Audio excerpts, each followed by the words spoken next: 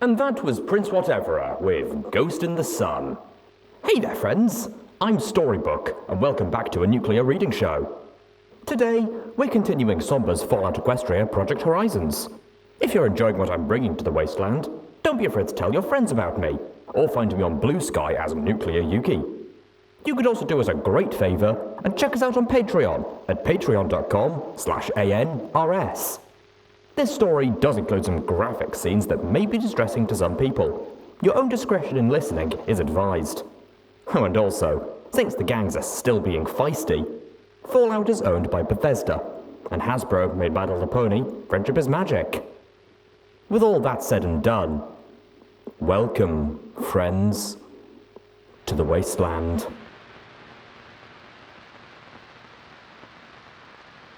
Chapter 21, Waterfall, Part 3. I tried giving Thrush a hand with repairs. However, there are certain ponies who should never be given anything like a hammer or nails, and I am just such a pony. After nearly braining oil can with the hammer and spilling my nails into the bilge water that had collected from the leaks, it was generally agreed by every pony that I should go wait in town for them to finish. Glory and P21 proved far more capable of heating up the clumps of tar that were being used to plug the gaps. I almost burned the boat down. I think I've mentioned a few times that I hate waiting. Especially in a small town where there was literally almost nothing to do. I walked the perimeter of the food court 4 times, the dealer just standing there, watching me. He wasn't talking to me. I wasn't talking to him. In fact, if I could, I'd ignore him for the rest of my life. He'd almost made me shoot Glory, and I still hadn't answered for that. Something that bugged me, though, was the door he stood next to. It was just a simple metal door set between a fantastic hoofware and a radio stable. The symbol on it was small and seemed faded even before 2 centuries of exposure. Glaring at him once, I took a closer look. It was 7 familiar symbols: a moon, a starburst, 3 apples, 3 balloons, 3 diamonds, 3 butterflies, and a cloud with a lightning bolt. The moon sat in the center, surrounded by a ring. The 6 other symbols were arranged around it, and 2 more grey lines weaved in and out of them, seeming to tie them all together. At the bottom, written in small letters, Office of Interministry Affairs, Riverside branch. This was the OIA? It looked like a janitor's access. I tried the door and grimaced as I found it locked. Well, time to see if I'd learned anything from P21's lessons. Carefully, I knelt down and started to tease the lock with a bobby pin. 2 snaps later, I was wondering if I was doing this right, when suddenly there was a faint click. I glanced up at the dealer, who simply shrugged. Inside was stairs going down, lit by flickering emergency lighting. I tried the light switch, but there was nothing. Instead, I picked my way down into a workspace that was rather tight even to a pony who worked in a stable. Papers were piled high on standard-issue desks amidst a few dead, dust-covered terminals. A few apathetic posters hung up on the wall. OIA, we bridge the gaps, and how can we help today? The only one that caught my attention at all was one that read, do better. There weren't any pictures of the ministry mayors. In fact, the pony who did decorate the walls was Princess Luna. Her expressions varied from stern to mischievous to knowing. I flipped through some of the papers at random. A memo from the MWT to the MOM about Spritebot interference with radio reception in Riverside. An MOI letter asking if a particular brand of magic insecticide talismans were being accredited to the MAS or the MWT. Was the MOP inspecting all Stabletech stables to make sure they were accessible to handicapped ponies? Clarification from the MOM asking if the Macintosh Memorial was going to be set up in the Ponyville or Canterlot. A petition for the immediate inspection of the Yellow River Detainment Facility for health violations. Damn, if only it said where that was. As I read on, I got two impressions. One, the OIA was really boring. Really, really boring. In fact, my vision started to blur trying to keep interested in all this pointless paperwork. Really, why would anybody care about whether Mr. Horse was a Hoofington native, or if the MOI preserved any zebra artifacts excavated during the reconstruction, or why Twilight Sparkle had missed an appointment in Hoofington's MAS hub? Who cared? But apparently, that was the OIA's job. And that led me to another thought. The OIA was everywhere. They were connected to everything in Equestria. Even outside Equestria. There were memos from Little Wing Imports asking about delayed permits for zebra wares, contract agreements being negotiated with Griffins to supplement Pegasus forces during winter wrap-up, Buffalo mineral access requests. Was there anything that OIA didn't get stuck in the middle of? And yet, while all the focus was on the ministries, there was barely anything on the OIA itself.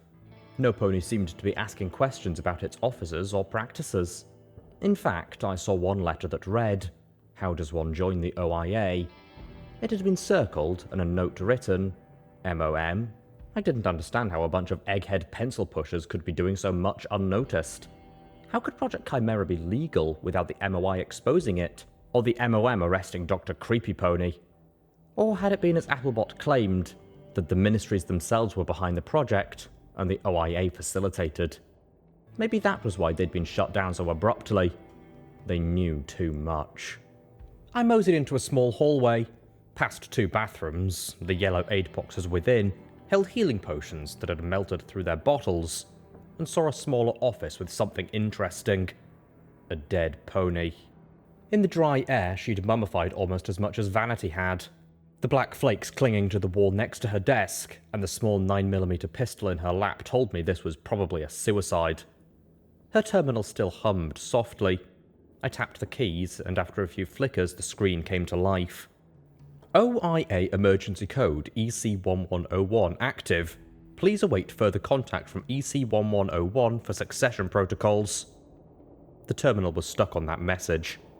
On a note beside it, the cherry red mare had written, Luna is dead. Equestria is dead. Sorry, Director. I thought of the pictures out in the main workroom. Apparently, having no ministry mare, the OIA had latched onto the princess herself for inspiration. Looking down, I noticed something by the dead unicorn's horn. A memory orb. However, instead of being clear, this one was a definite warm yellow gold. There was a letter half stained with blood. I know you're depressed, Cherry Soda. I know these are tough times. The OIA has a mission to fulfill and duties to perform. Have faith in the princess.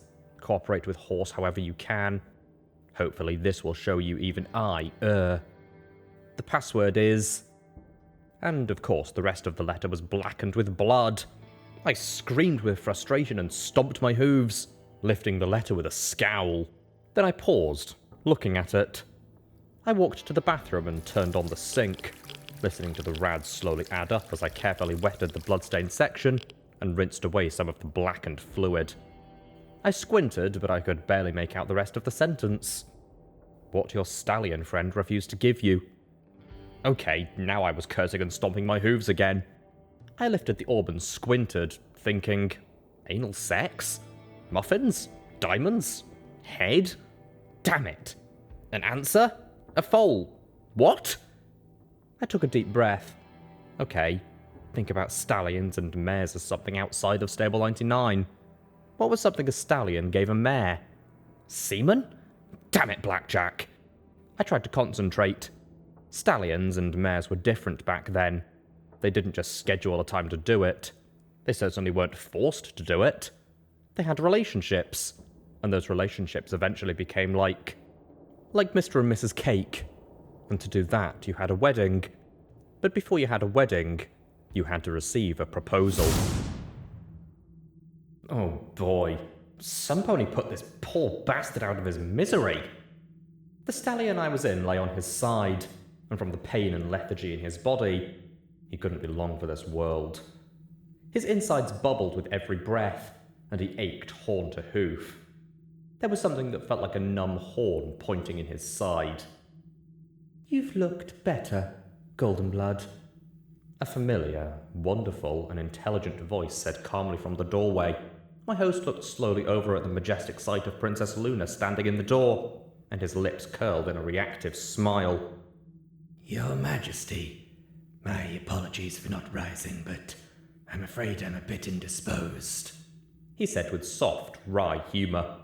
"That's all right. I've only been ruler for 3 days, and I've had enough bowing, scraping, and your Majesties to last me a lifetime," she said as she trotted before him and levitated a pillow, sitting neatly upon it. "I was told you gave quite a speech. Hoofington rises. Very catchy. Particularly when you kept giving it even when you were bleeding out half of your orifices." She reached over and brushed his mane from his eyes. "Does it hurt?" "Not at all. I suspect the zebra's poisons burned away all of the nerve endings. Painkillers take care of the rest." He lied boldly, and from the sympathy in her eyes it was clear she didn't believe him. But they could both pretend and not think about it. "So, to what do I owe the honour?" "I wanted to talk about Littlehorn." I felt Goldenblood deflate a little, collapsing against the mattress. "Forgive me, Your Majesty. It's not something I can discuss." "You were the only survivor who saw the attack, Goldenblood. What happened? What really happened, besides what was in your report? I know you left something out. I can feel it." "It's all there in my memory, Your Majesty. Every bit of horror. Every monstrous moment." He took a breath like a bubbling kettle before he hocked up a wad of pink and spat it into the basin, where it smoked. "I know. But there was still something left out. Something unsaid." "So, what's really bothering you, Your Majesty?" She took a deep breath and rubbed her eyes. "I'm in charge of the country and a war that is consuming half the world, and everything is a mess. A complete mess." "So, why tell me?" "You were right 10 years ago. You were right about what we should have done. Had we have just done things differently." She shook her head and then looked at him with a firm gaze. "I know the mistakes Celestia made, but what I'm not sure about is how to fix them. We're drowning in disorganization and chaos. The entire government was utterly formed around Celestia, and every pony around me seems torn between treating me like my sister with a coat die or flinging their hooves into the air and crying doom." He closed his eyes, and I could just barely hear him humming something softly under his breath. Then he looked at her. "You aren't Celestia." She gave him a wry smile. "Celestia was such an effective monarch because for 1,000 years the government formed around her. Every pony could anticipate her wishes, tell her what she needed to hear, do what she needed done. You are not Celestia. The moment the bureaucrats, nobles, and people realize that, the country is lost." "You seem to know a lot about politics, Goldenblood," she observed. "Most of the books I've read about the subject start and end with Celestia, and the so-called experts just seem to want me to grant them better favours than Celestia did." "I spent a great deal of time in Rome growing up, and I read far more than is healthy. The zebras have a far more robust political system for selecting their Caesar," he said with a groan as he paused and coughed that wet, retching noise. She looked down at him and then asked softly, "What do you think I should do, Goldenblood?" He paused and coughed up another burning glob. What was inside of him? "What you need to do is remake Equestria." She just looked at him with a dry smile. "Oh? Is that all?" "Equestria is still in shock. Between Littlehorn and Hoofington, the entire country is in paralysis. When it wears off, it will be too late to act. If you announce a reformation, reorganization, restructuring, something, it will give ponies hope and change, confidence in audacity, refuge in the knowledge that you are going to act." And the more different it is in appearance from Celestia's government, the better. I see. So anarchy it is then? Of course not. And if you wanted anarchy, you wouldn't have accepted the job. He stared at her, and I felt the urge to blink, even though they weren't my eyes. Luna closed her own with a small frown. I will rule. Celestia gave Equestria more than 1,000 years of peace and prosperity. I will do no less. Not good enough, he replied, closing his eyes and tugging the blanket over him. He peeked out at Luna's slapped expression. What? She stammered. If you're trying to run Equestria to soothe your ego and prove you're other Celestia, then you're going to fail, and fail miserably. Luna's eyes fell as her confidence melted. And you know it too. No pony wants their lives hanging on a princess, trying to one-up a legacy that's impossible to copy. He broke into another fit of coughing. No one's ever said that to me before, Luna muttered, still looking a little shocked. Well, I'm dying, so I have certain liberties, he replied, spitting up another noxious, bloody glob. He took a slow and deep breath. For the right ruler, ponies will give anything and everything they can. They will fight to the death, sacrifice their lives, walk into a fire. We're ponies. It's our nature. So here is my proposal. Beg an armistice and prepare to pay out the nose for peace, and abdicate as well. See what government the ponies come up with, and wash your hooves of it. Otherwise, decide why any pony would bow to a princess who doesn't even know why she should rule, save that she is a princess. Luna glared at him coldly, but I could see the uncertainty in her eyes. Our people have suffered 10 years in this war. Now it's my chance to make things better. To make those 10 years count for something. To make it all mean something. And I will do so even if it means my life. Princess might be my title, but I'm not going to forfeit my responsibilities and obligations to my people. And I will make things better. I will give the ponies of Equestria the future they deserve, at any cost. At any cost. Could she imagine the cost? Could he? He closed his eyes and then gave a resigned sigh. What you need is a reorganization of form, more than substance. You want to stay in charge, but you need a break in Celestia's status quo. You will have to do something she never did before. You will have to share power, or at least make the appearance of sharing. Share power? But how? Celestia? The roles and obligations of government remain the same. Under Celestia, they were executed almost automatically. 1,000 years of political stagnation will do that. Instead, you're organizing them into bureaucracies or groups, a different form with the same function. He paused as he closed his eyes again, and for a moment I wondered if he'd just died or something with how still he lay. You're going to need help. Ponies you can respect, and who respect you. Ponies with skill. Well, I respect you, she said, and he looked at her, and I felt his heart beat faster. But why? Aren't I supposed to rule directly? Not even Celestia ruled directly. She ruled through inference and tradition. If she'd have to make every decision like you're trying to do, she would have been crushed. The government that she formed was largely automatic. What you need are bureaus or ministries who can act while you rule. They'll screen a lot of the day-to-day activity, but you'll need a figurehead for them to solidify around. Some pony that can rally the people's faith and deflect their criticisms. A pony with enough ability to be effective, but selfless enough to lack ambition. That will not be easy to find. But Luna was smiling as she stared at the door. Oh, I don't know, Golden. He turned his head to look at a familiar yellow Pegasus with sweeping pink hair. Hello, Fluttershy, Luna said with a calm smile as Fluttershy gasped in stunned silence. And she finished in a squeak, her one visible blue eye peeking adorably from a gap in her pink mane.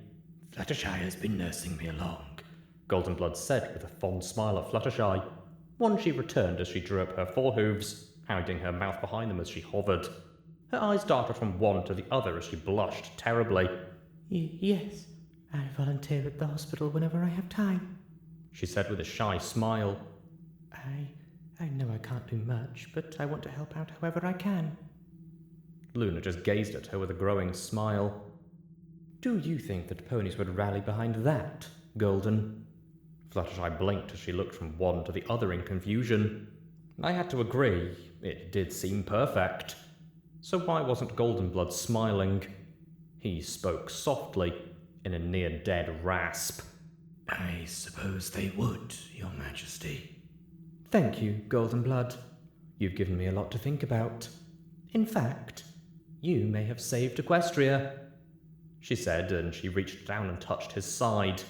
A wash of magic poured through him, and he gave a spasm. It felt as if a cooling wave passed through his wet, poisoned lungs. Suddenly he was able to take a deeper breath, with only the barest hint of that wet rattle. When the light faded, even Luna looked like that spell had taken quite a bit out of her. And get well soon, Goldenblood.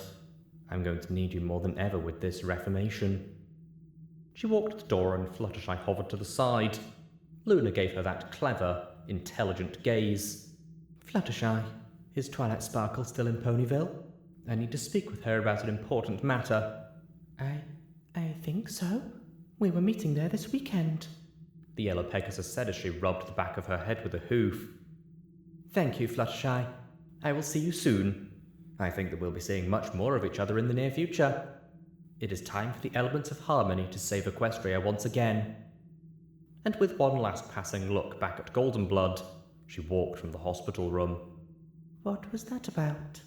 Fluttershy said in confusion before she smiled down at Goldenblood. She landed and brushed his gold mane from his face and then started. Why are you crying? Nothing. She simply said I was useful. He rasped softly as he sat up in the bed. Well, let me get you cleaned up and check your burns, Fluttershy said brightly. Fluttershy. He closed his eyes, but I could feel the slow tears inching over his face. Yes, Golden? I'm so sorry. Coming out of that, I felt as though I was flying through the air, a hiss filling my ears. Still, I couldn't help but remember something Watcher told me.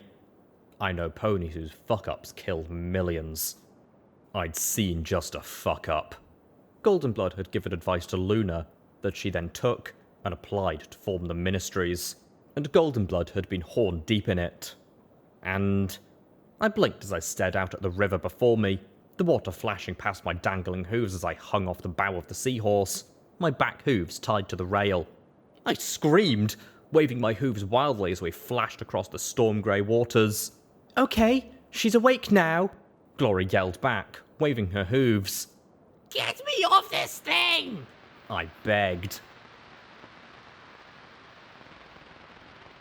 I will never, ever, ever go into a memory orb alone where my friends don't know where I am. Ever. Okay? I muttered for the 10th time as Glory and Rampage lay atop me, pinning me to the rear deck above the captain's wheel. Rampage was definitely getting heavy. Glory thumped her hooves on my head. You better not. We were ready to go 5 minutes after you left, but suddenly we couldn't find you anywhere. Luke and I finally magicked up a spell to find you, and then you were out when we really could have used you clearing out Hoofington Bridge. So, what do you say again? I will never, ever go into a memory orb alone when my friends don't know where I am. Ever. I replied with a grumble. Apparently, while I'd been in La La Land, the Seahorse had had to pass under a bridge that a slew of Reaper washouts had managed to take over since the boat passed upriver. Unfortunately, they'd had a missile launcher. I'd missed out on the fun of teleporting up and wiping most of them out. On the plus side, though, we'd added to my store of ammunition and odd weapons for resale. Glory finally decided that enough was enough and climbed off me.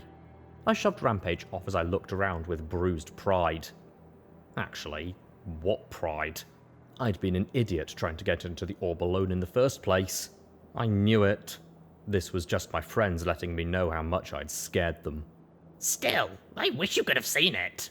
Luna and Goldenblood coming up with the idea of changing the government, and Luna laying the foundations for the ministries. I mean, I didn't get a lot of the political gobbledygook, but it was still amazing to see. Well, I figured the ministries just happened, Rampage said as she scratched herself. Like one day, Luna asked Twilight Sparkle and her friends, "Hey, wanna help me run Equestria and blow up the world? It'll be great fun!" Lucane looked over with an unfathomable expression. Well, things have to get started somewhere, don't they? I said with a sigh as I looked at the golden orb. Luna needed to rule, and Goldenblood told her what she needed to do to get every pony to follow her. And it worked, until the war and everything got out of hand. So why had he told Fluttershy he was sorry? Why had he seemed more keen on getting Luna to surrender and abdicate than to actually follow his ideas?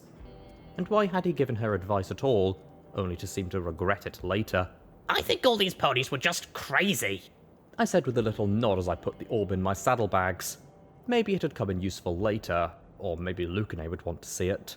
She hadn't said a word when I offered it to her. I hopped up into the wheelhouse and sat next to Thrush, who was staring ahead intently. So, where are we, Captain? "We're coming up to the fork," She said as she slowed the boat. "Dangerous spot here. We'll let the current take us in for now." What makes it dangerous? She gave me a sardonic look. Aye, lots of things. Hoppers, leechers, snags. Ever seen a river serpent? Captain, I grew up in a stable. I hadn't even seen clouds until 3 weeks ago. I reminded her as I looked ahead. We were off the northern tip of the core, and the river had widened to the point that it more resembled a big lake to me. There were buildings rising out of the water. Street lamps, signs, and countless smashed boats littered the water, like so many toys in a bathtub. We passed by a large barge, bleeding rusty rainbows from a mountain of barrels stacked on its deck. Past that, a large skywagon made a bridge between two apartment buildings, standing like tall, lonely islands. "What caused this?" P21 asked, covering his nose with a hoof. The water reeked of iron, and worse. "Balefire bombs." "Landslide," the captain said simply, pointing a hoof between the buildings to the north. "Used to be a bluff overlooking the river. In the attacks, the entire slope gave way. Blocked off the river. There used to be a lot of water traffic, too. All those boats and barges just floated about and got snagged up in the flooded ruins. There's a community, Flotsam, out here, but I think we'll avoid it tonight unless we have to." She looked at the scummy buildings rising around us. Why's that? I asked curiously. "One, because I really don't want to get my boat stolen in the night. 2, because I don't want a security pony to ride out to try and save the poor fishers. And 3, because they have explosives in the water, and I don't want to get blown up if you get a shooty look." Again with the shooty look. I needed to see it, Fair enough. I admitted, curious about Flotsam and also curious about what had happened in Riverside. Thrush separated watchers, putting one of my friends with one of her crew. We found a building with an intact roof and carefully pulled through a fallen wall. Oilcan got out a bucket and put in a few pieces of wood, and Thrush ignited it with a spell. It must be so nice to not be a one-trick unicorn. In the fire, she stuck a length of metal that she propped up against the bulkhead near the middle of the boat. What's that for? "Leeches. Don't shoot if you see one. Just give it a few stabs till it goes back in the water. If you see something that looks like a big frog, shoot that if you have to. And if you see 2 really big eyes and a mouth the size of a boat, do every pony a favour and keep quiet so we can die peacefully in our sleep," she said with a wink. "You watch the front of the boat and I'll watch the back." She levitated an egg timer, cranked it for 2 hours, and settled back against the frame as the rest went below and closed the hatches. Thrush and I wrapped ourselves in blankets as a veritable cloud of insects seemed to rise from the water and seek out every uncovered inch of pony flesh. The smoke from the fire in the bucket seemed to help keep them away a little bit, but I was smacking my hide raw with magic trying to swat them all. Thrush didn't seem that bothered with them. So, Thrush, why'd you say you killed your dad? I asked as I looked at the dark walls of our shelter, glad my eyes could peer through the shadows. "Boy, you sure know how to slide into a conversation topic, don't you?" Thrush said after a moment. "We were in the Servine Isles trying to find the new waterjet talisman for the Seahorse. We snuck into a pirate camp. Pirates? I glanced at her hat with a little smirk. Raiders on water, only not as nice. Pirates like to keep mares around for a proper raping. Draw it out over a few weeks before killing you. Anywho, we got the talisman, but there were a whole slew of slaves as well. I wanted to free them, but 12 ponies sneaking through the jungle makes a lot more noise than 2. And they came after us. Dad got injured and told me to take it. Get the hell out of there. Make sure every pony knew he died a big damn hero. I took the talisman and abandoned him. Heard the shots, then him screaming. Got back to the Seahorse, sailed away. She pulled out my bottle of whiskey. Hey! I checked my saddlebags, and sure enough, it was gone. I gave her a sharp look, but from the distant stare on her face, I couldn't exactly blame her. So, some regrets, I take it. Every damn day, she replied with a mirthless smile. What gets me most, though, is that I play it over and over, and no matter how I try and look at it, it was my choice that killed him. If we just left him locked up, he'd still be drinking and wenching all across the ocean. She passed me the bottle and I took a pull, smacking at the biting bugs with a hoof. How about you? She asked as she stoked the fire in the bucket. Regrets? A few. One big one. Broke into a sealed-off section of the Fluttershy Medical Centre. There were a bunch of colts and fillies being kept in some kind of stasis. They'd been trapped like that for centuries, dying of diseases and injuries that couldn't be treated. They'd gotten control of the maintenance robots and killed the nurses. Skinned them. Killed whoever entered that part of the hospital. We severed their connection to the robots, then I had to choose whether to pull the plug or leave them locked up and trapped like that. You pulled the plug, didn't you? She said with a smile. I nodded and she sighed. Yeah, that's what I figured. Because that's the hard choice. Leave them locked up. Tell yourself some pony else will take care of it. Maybe they do, maybe they don't. The fact is, sometimes there is no right choice.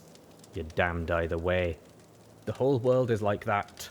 Damned if you do, damned if you don't. I listened to rain falling on the gurgling water outside. So, what do you do? She gave a dry laugh. Say fuck it, and go on living either way. Because part of living is being damned, and the only way to get out of it is to stop living. I thought about Priest and the Crusaders, Bottle Cap and Dusty Trails, and even Caprice in her sick way. Yeah, each of them had screwed up somehow, but they kept going on. Was goodness just an illusion? Virtue just the best we could muddle through? Virtue? What was my virtue? Why did a not-smart pony like myself have to think about these things? I just wanted to be better than the wasteland around me. I wanted to leave ponies better for my helping them. I just seemed to leave them dead. No. I'd helped in Riverside, hadn't I? And Chapel, though by accident. I'd keep helping if I could. I'd found out where EC1101 was supposed to go, and turn Hoofington around in the process. I could do it. I had to. If I couldn't, then I'd really and truly be damned. I was staring out at the front of the boat when I noticed it. A strange black mark in my mutant night vision, like a blob of night creeping along the edge of the boat towards me. Somehow I couldn't move or think as that shapeless mass undulated closer and closer to my hooves. It was like a black, shiny, pony-sized thing crawling towards me for succor. The mass of darkness was a thing from my nightmares, and I stared as the pointed, tapered end of it lifted and opened. Dozens, perhaps hundreds of hooked teeth glistened as it oozed its saliva from the tip. I stared, wondering if my brain had truly snapped for good. Then the glowing tip of the iron floated past my head and pressed into that maw with a sizzle and an iron reek. The blob hissed and writhed as it fell back into the river with a soft splash. Ah, usually leeches are bigger than that, she said in my ear before returning her iron bar to the fire bucket. Leeches. It went on my mental list of things to hate about Hoofington. Then it was underlined, circled, and had stars put around it.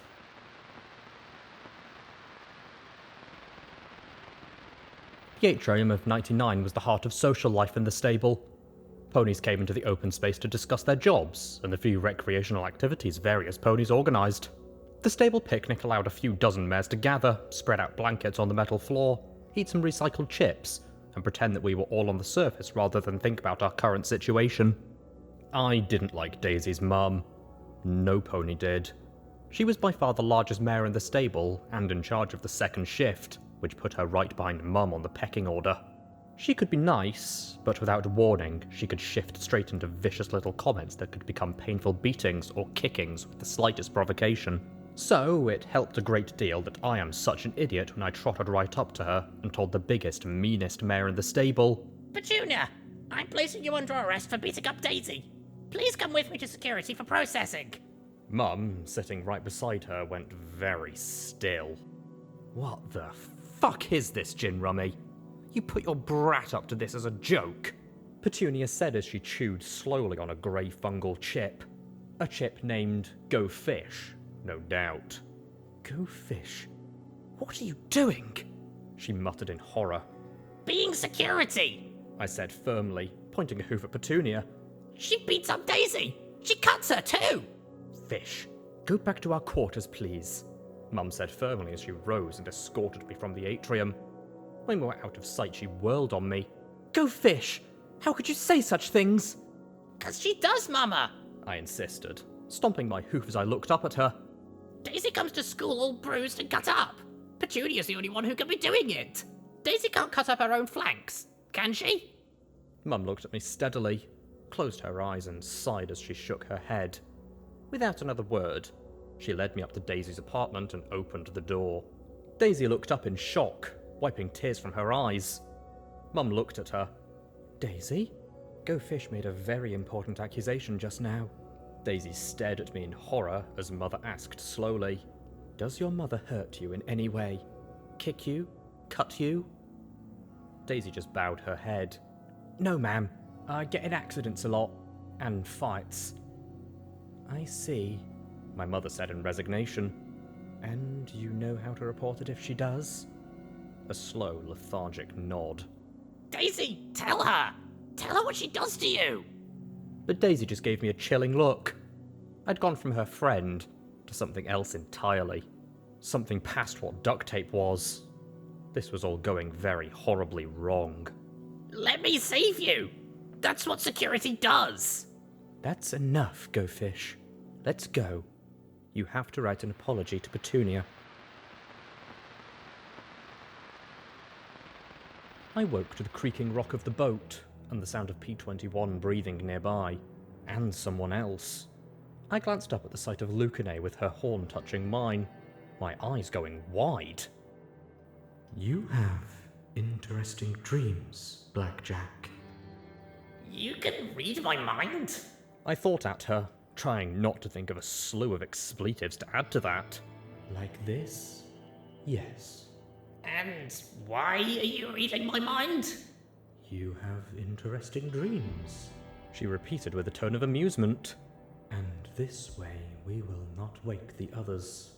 I was not okay with this. I thought back at her. Have you done this with the others? Wouldn't you? I desired to see if you meant me any harm. And what about the other way around? She followed up with the simple, I'm sorry you can't trust me yet. Considering what she'd just done, that statement was more than a little ironic. Yeah, well, the telepathy thing is freaky. And sneaky. But you know we don't want to hurt you, right? Your blue friend does. He wants to hurt all of us, and he wants to help all of us. I cannot imagine a more conflicted male. I sighed. P21 still wasn't over everything that I'd done to him. When I hurt a pony, I left scars. Deep ones. Just like Daisy. What happened to your friend in the stable? There is this one door with a faulty electric motor. She let her mum in there, brought the door down on her head, said it was an accident. I never went near that door again. I never knew if she was inside, waiting to crush my head like a grape. She took her mum's position, and that was that. Just do me a favour. All of us a favour. Stay out of our heads. I thought as I looked up at her. Of course. Good night, she said as she pulled her horn away from mine with a parting, sleep tight. Yeah, sleep. That wasn't happening.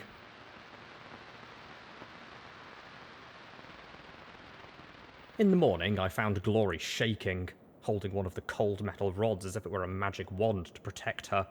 P21 was as far from the water as he could get, and Rampage was roasting a chunk of leech over the coals in the fire before laying in. What? It's good! She protested as she chowed down on the rubbery flesh.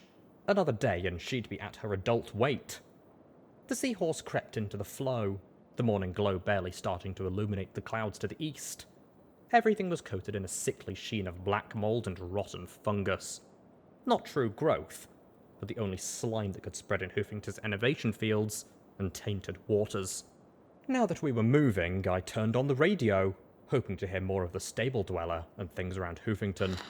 About an hour after I turned it on, the familiar voice of DJ Pon3 addressed the Hoofington region. And to all my listeners out east, I'm afraid there are some ugly times. A veritable army of raiders has popped up in the north. They've hit every caravan and village from Toll to Megamart. These raiders aren't the normal half-starved psychopaths you're used to either. They're healthy, they're organized, and they're eating every pony they can get their hooves on. So who is responding to this menace? Well, it's not the Reapers. No, they've got their hooves full trying to harass river traffic and seeing who is the most badass pony in Equestria. And it's not the Steel Rangers. Oh no. They don't interfere with the locals. And they're busy stockpiling every bullet and missile they can get their hooves on. And it's not the Volunteer Corps either. Come on, Enclave. If you really want to help, do you have to be so incompetent? I'm not saying you're not trying, but is this really the best you can do? Unless one of these three powers wants to pony up, things are gonna get pretty brutal pretty fast. Otherwise, we'll just have to cross our hooves and hope that security can do something about it. Because once they strip Hoofington, it's just a hop, skip, and a jump to Manhattan. So move your pretty little rump if you can, security. Folks need you now more than ever. Thrush looked at me with a curious smile. Well, you've got an interesting time ahead of you. My mane itched like mad from all the humidity off the river, and I scowled as I looked out at the slimy buildings and bobbing ruined boats and barges. Where the heck are they all coming from? I cleared out Withers and Pony Joe's. Well, the west side's always been lousy with raiders. East side of the river, there's too many ponies with really big guns for them to build up past small groups. But on the western half, ponies are exposed and fair game. The Reapers don't keep their numbers down unless they get annoying. Heck, half the bandits and raiders in the hoof seem to want to join up with them. Thrush slowed and gave a barge covered in giant frogs a wide berth. My guess is an entire village ran out of food and went raider. Not sure who it could be, though. There's a lot of little squatter villages between here and there. In other news, more tragedy in the hoof as I've confirmed that the village of Riverside has gone silent. There's no activity in the community at all. No bodies either. Whether the raiders got that far south or something else happened is unclear, but the entire town's been hit. Hopefully survivors make it to safety and are able to tell us what the heck happened. And I really wish I could end it there, Hoofies. But if you're in the south, keep your eyes open for stripes. There's been reports of Zebra sniper teams working all along the Lunar Space Center and Black Pony Mountain, targeting ghouls, society farms, and even taking a few shots at the skyport. Please note that this seems to only be a small group or tribe, and don't take it as an excuse to butcher every zebra from Glyphmark to Rome, people. And while normally I would nip down for some cheese and wine at the news of Paradise getting its just rewards, I'm afraid I can't. Looks like Red Eye's put his hooves down and has taken control of the slave market directly. So expect your local slavers to be really interested in grabbing you, your loved ones, and any pony else they can. Because Red Eye wants them all. No word on what's happened to Ursary, but it's my grudging regret to report that Redbeard was impaled on his own radio tower. Red Eye, it's called Temperance. Look it up. I tell you to look up Restraint, but then you'd get all hung up on the collars and the chains. And that's all the news from around Hoofington. I know that things are always tough, but you always hang in there. If ponies don't help each other, then who will? I sat down hard. Riverside gone? What had happened? Had Rover decided that ponies couldn't be traded with and murdered the survivors? Had Riverside gone and invaded en masse after we'd cleared out the traps, before Rover could replace them? Or were there other raiders we'd missed that had wiped them both out? I thought of Fifi and Granny Fishy. What had become of them? Damn it! Why did this keep happening? Still, Paradise taken over by Red Eye? I doubted that the bounty on my head still existed. I really would be glad to stop running across zodiacs and desperate ponies.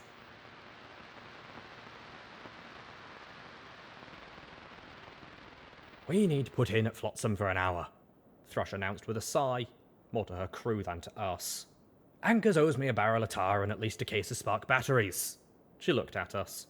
I'm invoking Rule 1. You go wandering around Flotsam and I'm leaving you there. This isn't like Riverside. Half of the ponies here will shoot you in the back and claim they found you in the river. The other half will shoot them in the back. So just wait here. Tarboots and I will be back straight away. I blinked. Why was every pony looking at me? What? Skimming along the water, we approached what looked like just another logjam of wrecked barges and ships. Except that these looked even more mangled and twisted. It wasn't until we got closer that it became clear that these weren't an accidental mashing. 2 barges had been welded together into one immense platform, and dozens of cargo containers had been converted into rusty shacks. 4 large cranes trailed into the river, and there were countless nets and smaller cables dangling in the water as well. As we pulled close, one of the nearest cranes lifted a massive metal claw, spraying water and mud, and dumped the entire mass onto an open deck. The claw moved away, and half a dozen ponies began to pick through the sludge for anything of value. It sure didn't seem like a very good deal, but I saw them going immediately for yellow medical boxes, ammo crates, and anything remotely valuable. What a life. We pulled up, and immediately a dozen ponies looked at us with blatant speculation and sharp, calculating stares. I just stood on the roof of the wheelhouse and looked back with Taurus's rifle beside me, giving them my own baleful stare in return. Eventually, the group mostly dispersed, but there were always eyes on the boat. 5 minutes, no exploring. Thrush warned me as she and Tarboot hopped off and trotted towards the largest crane. Everybody acts like I can't control myself. I muttered as I walked along the rail, looking out at the filthy, muddy ponies. Not just filthy. Half the ponies I looked at were deformed. A bent horn here, or a twisted hoof there. Some had grotesque tumours sprouting from their hides. What happened to all of them? Glory asked softly. Taint, Oilcan replied simply. It's in the water. There's nothing to eat but things that live in the water.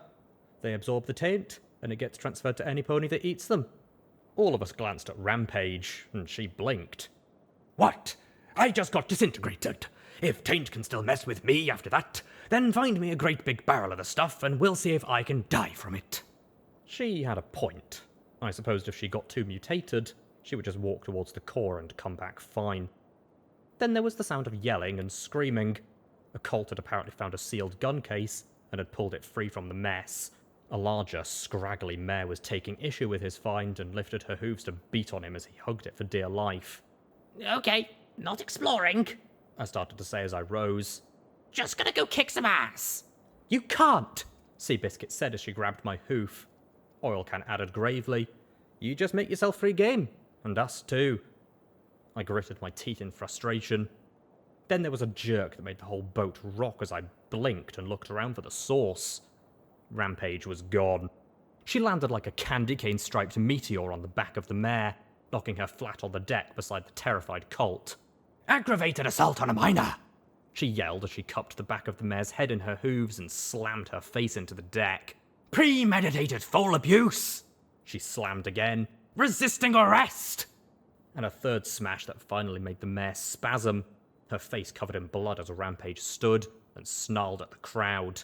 Who feels like being an accessory? Apparently they all did. Rusty spars of steel, hooked poles, jagged blades, and baseball bats materialized in the crowd around her. I stared as I watched her cutie mark swirl into that strange zebra glyph as she rose on her back hooves. They surged en masse, but with a hop she jumped clear over the leading edge. Then she was a one-pony wrecking machine. Her hooves seeking the joints, ribs, and necks of her enemies. I'd seen this kind of fighting before, in static pictures of fighting techniques. These moves were the light side of Fallen Caesar technique, fighting with restraint rather than to kill. And she could kill with a tilt of her hooves from flat to point. Just that, and her hooves would be going through her enemies, rather than bruising ribs or spraining joints. Her red stripes seemed particularly brilliant as she moved through them like an avalanche. Ponies on the cranes were rushing out now with high-powered rifles, but any fight that was left found itself sprawled out across the deck. Just like that, any pony who had a problem with Rampage left rather than face her glare. The colt had released the fallen gun case, and now shook the fallen mare. I saw the skull forming like it was rising from the depths. Saw that smile upon her lips. Fuck. No. One shot fired, passing under her ear, the hollow point tearing off half her face as it exited. Floating the rifle, I advanced as she fell, keeping the barrel on her.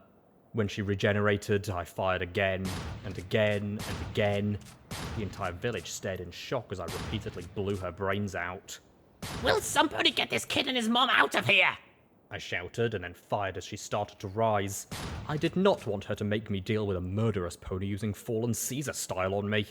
Some ponies got their wits together enough to drag both kid and mother out of sight. Some other scumbag snagged the gun case. I hoped it was loaded with an armed grenade. Finally, we were alone in the center of a large area of no pony wanting to look at the crazy mares. Rampage just lay there, and I watched as the skull seemed to dissolve into a swirl. "Thanks," she muttered as she sat up and looked at the red and grey smears across the rusty deck. Whoa, what did I do? Rampaged. And thank goodness without her armor. Do you remember? Some cunt hit a kid and I think I was going to, arrest her? She blinked at me owlishly before nodding. Yeah, I think that was... Then it got all fuzzier and fuzzier. Freeze! Don't fucking move! Two unicorns shouted as they pointed rifles at both of us. No pony disrupts salvage operations in Flotsam! Rampage just took one look at them and then leaned forward to press her forehead against the barrel of the gun. What? You think your gun can drop me when hers couldn't? Go on. Try. And then, when you run out of bullets, I'll fuck you with the butt of your own rifle. Okay, that was a little more disturbing than I'd anticipated. I put on my best cocky as fuck grin. Look, fight's done. See to you're injured and be glad that they're not corpses. And let's forget about this little disruption. The two looked at Rampage and then at each other. The striped earth pony kissed at the one pressing her rifle against her head. Finally, the pair backed away. Just get the fuck out of Flotsam. They finished lamely as they backed away.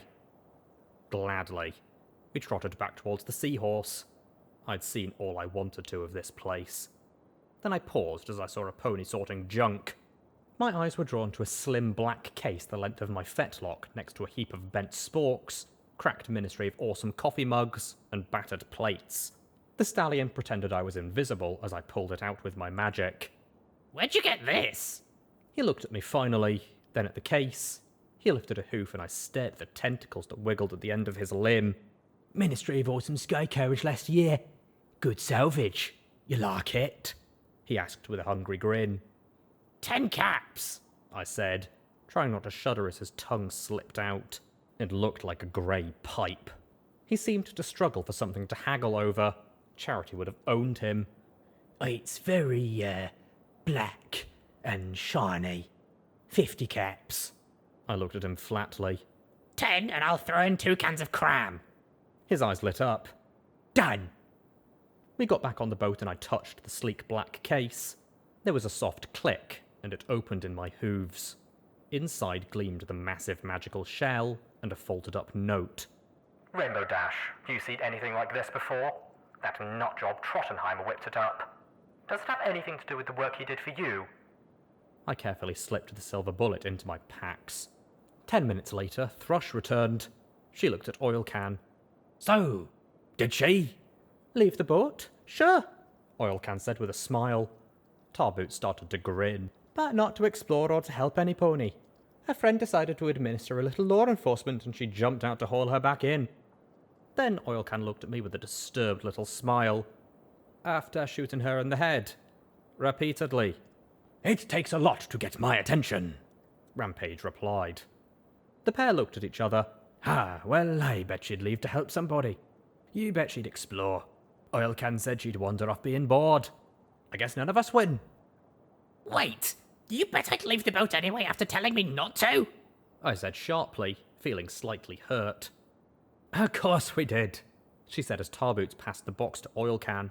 Her lips split in a grin. You don't think that I'd stay put if somebody told me not to, do you?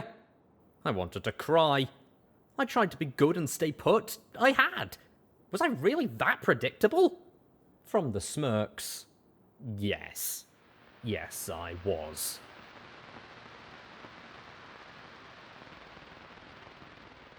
We were leaving Flotsam and the Fork behind, heading north. I admit I was glad to be putting some distance between me and the core. The east side of the city was full of industrial ruins rather than residential. A number of huge rusting tanks and containers rose from the crumbling buildings like fungus. Like the west side, most of the factories bore black char marks from the intense flames. Boom Inc. rose over the largest container, spelled out on smokestacks that looked like sticks of dynamite. I could only imagine that fire when the city went up.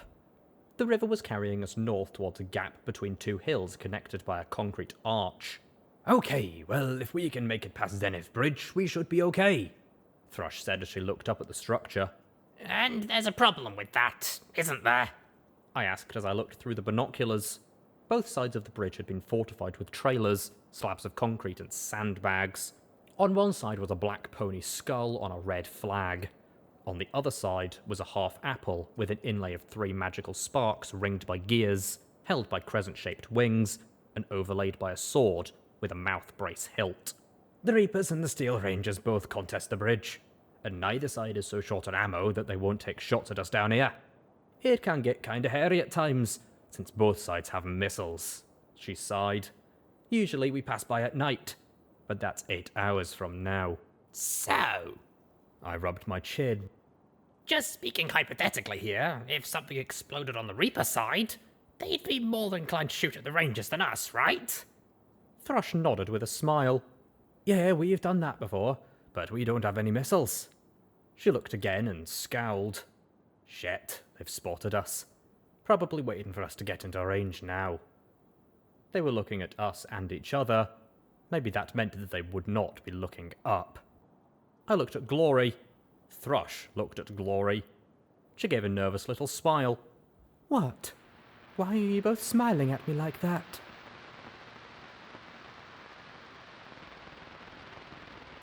"5 minutes later, the Seahorse barreled past the bridge as Gatling guns hummed, missiles exploded, and grenades popped in rapid-fire succession. And to think, all of that was due to one grenade dropped by one Pegasus. Only one missile streaked down at us, but we powered past it as it blasted a pillar of foamy water behind us. 2 minutes later, we were clear, and the Reapers and Rangers were still busying themselves with pounding away at each other. Glory fluttered to the deck, looking back. Oh, I hope no pony gets hurt. Given that they were both using missiles, I wasn't counting on it. Look at it this way. They can stop firing any time they like, Thrush said with a grin as we powered down the river to the north. From the rattling of guns and the boom of missiles, that wasn't going to be any time soon.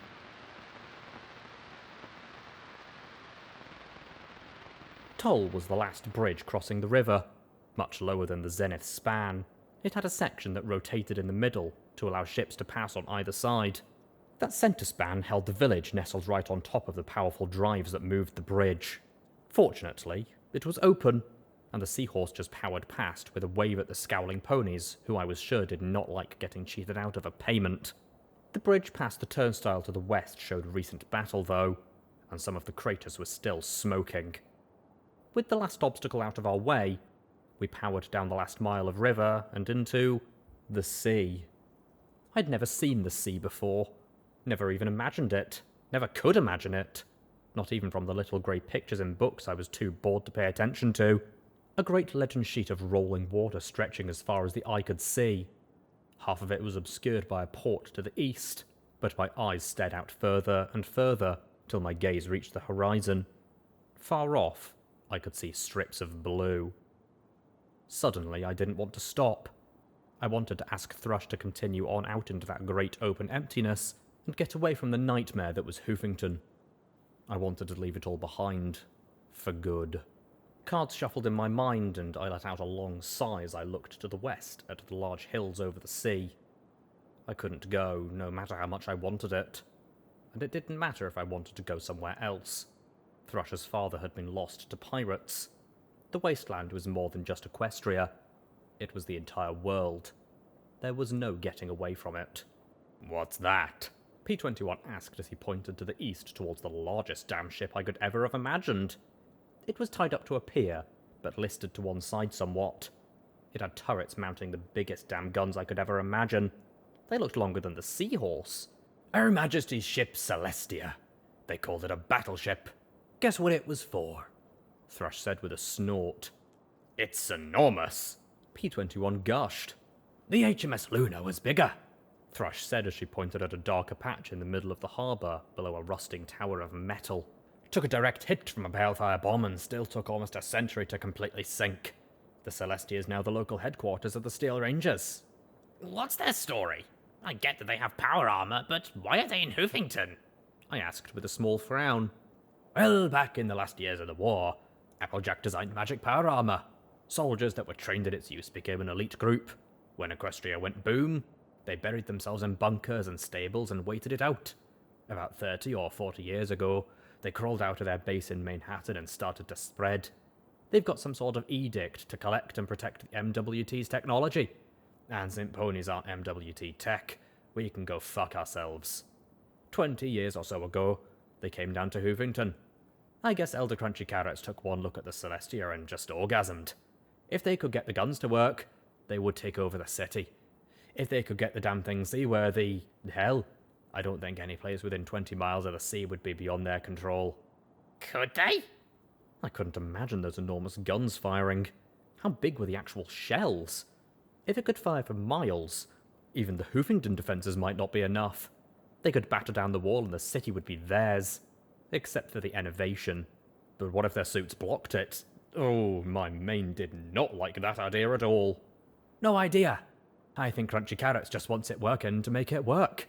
Steel Rain, though, he's definitely of the opinion that technology's meant to be used.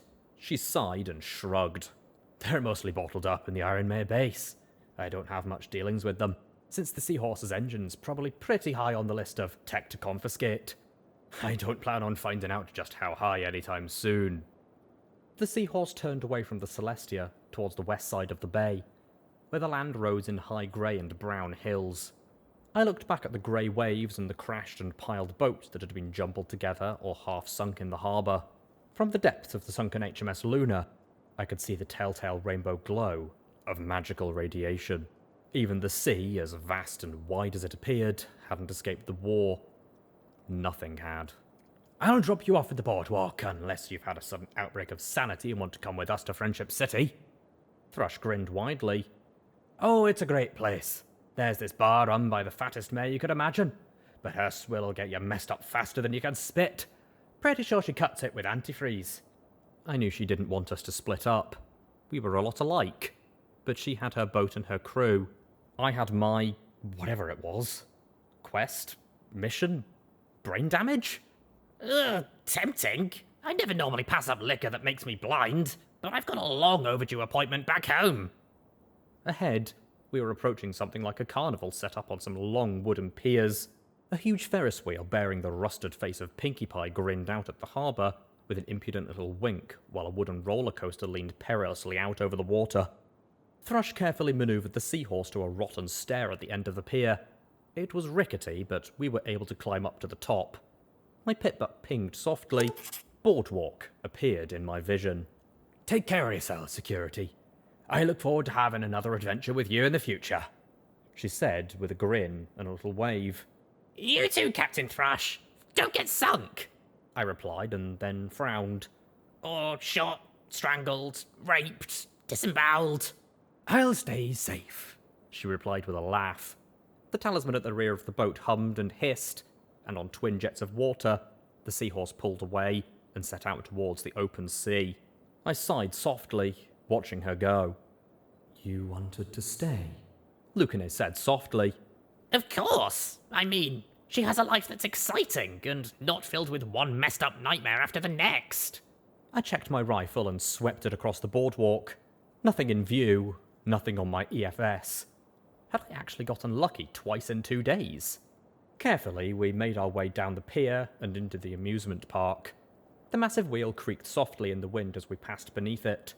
There were an army of raiders operating somewhere around here. Maybe some of them were around Boardwalk. They were. Only they were dead. Really, really dead. Some pony had tied 3 of them to a rail and then eaten them. Alive, apparently from all of the blood splatter, and how the wire used to tie them had nearly cut their hooves off in their struggles. Congratulations! There were ponies in the Wasteland more fucked up than even raiders. I just hoped we didn't run into them between here and 99. The path home had an interesting sense of déjà vu behind it.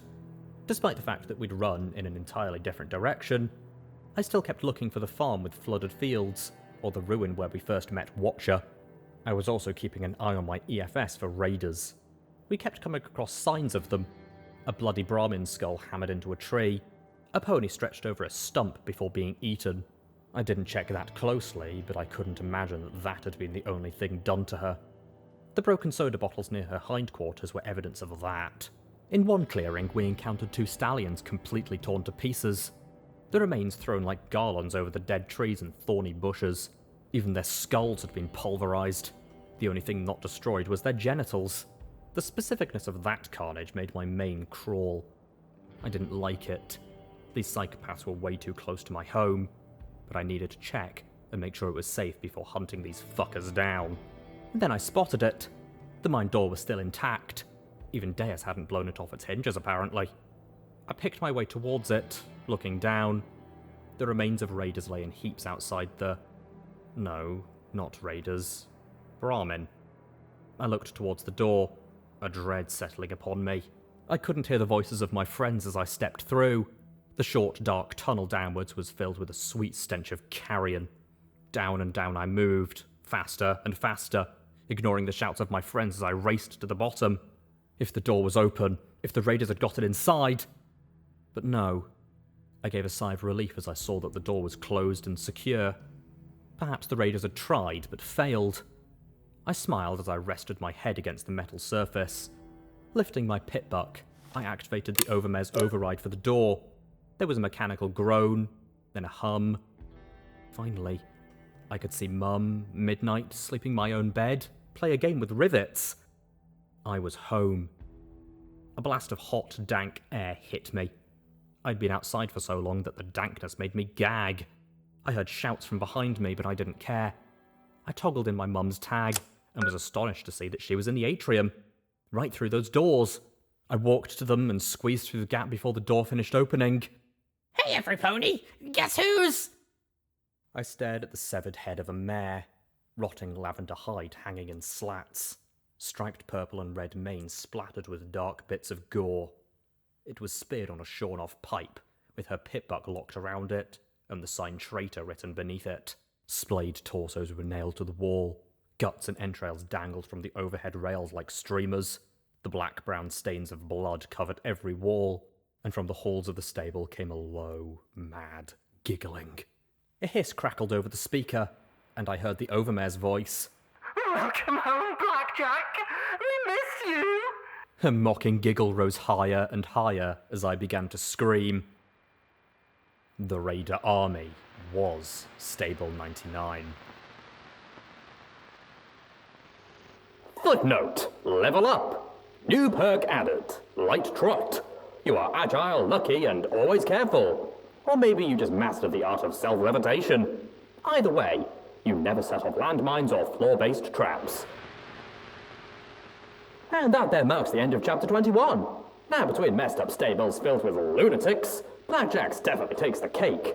At least mine adds some degree of regularity, even if they're just bandits with better equipment. I am glad that you've stuck with me with this longer episode. Things have taken their sweet time getting it sorted and recorded. Not to mention that I'm very happy to have a special announcement for the show going forward. I'm bringing in some new talent. Amber dropped him at my door and told me to feed him at least twice a day before sticking him in front of a microphone. Listen in next week for Hatek's debut. Music time. Here's the Wasteland Wailers with Touch Me. Enjoy, people! touch me like I'm the only little pony on the farm getting a ride tonight. Kiss me like you want me, and this world ain't only full of war and upside down. I won't pretend to philosophize. There's too much work